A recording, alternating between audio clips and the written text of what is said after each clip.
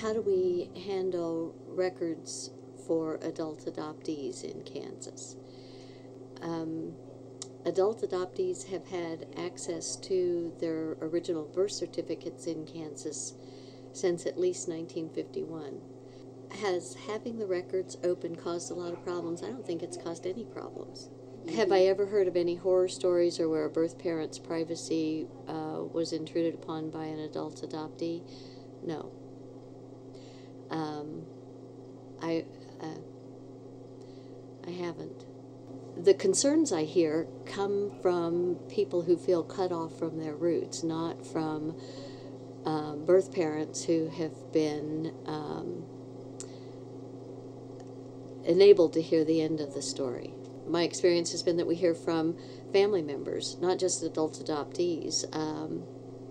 I hear from grandchildren of adoptees wanting to know how to access those family records, wanting to know more about their family history and where they came from. I'm really proud of Kansas. And I've been proud of the discussion. You know, in 1990, when I was actually involved in the discussion, there was never an interest in closing the records. The child who became the adoptee didn't have a vote.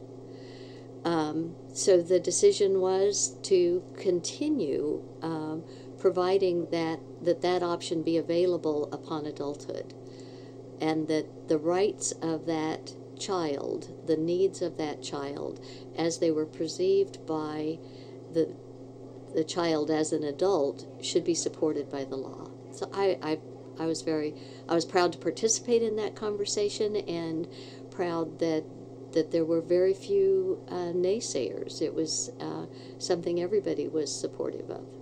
How do I feel about the fact that adult adoptees continue to be referred to as children even into their 70s when they seek access to their birth records?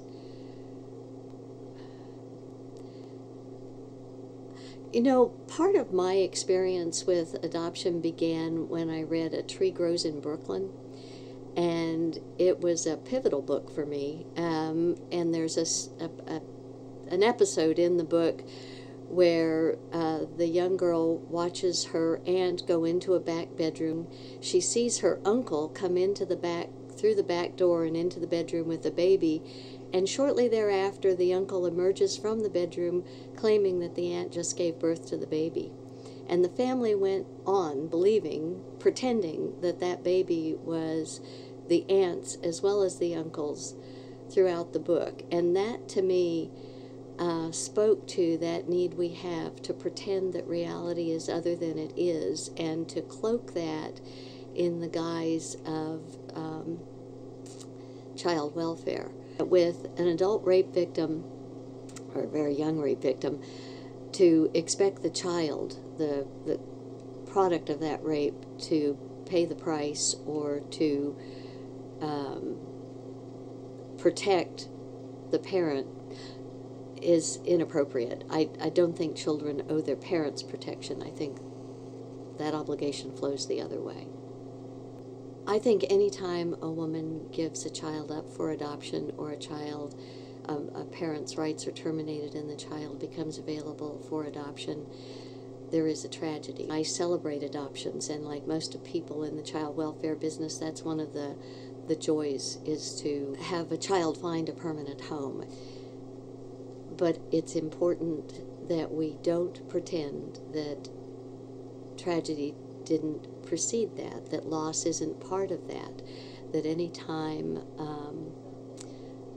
a woman is pregnant and facing the options available when she knows she can't care for that child, it's a tragedy. Have I had experience with birth parents who are disappointed the records are accessible? And I haven't. I think it's important to be clear that the right to that information, the right to know where we came from, and the right to those genetic roots doesn't come with a right to a relationship. Should that adult adoptee find a birth family that isn't welcoming, there are going to be hurt feelings. That's just part of being alive. I don't know if you're familiar, Kansas was a forefront of the civil rights movement in Brown v. Board of Education, and before that, the anti-slavery movement. It was founded by people who moved here in an effort to keep Kansas free. So I think the open records is entirely consistent with Kansas character. How do I feel about the fact that most other states seal their records? Personally, I'm very supportive of the Kansas position, and I think that speaking for Kansas, I can say that Kansas believes we're doing it right, or we would have changed.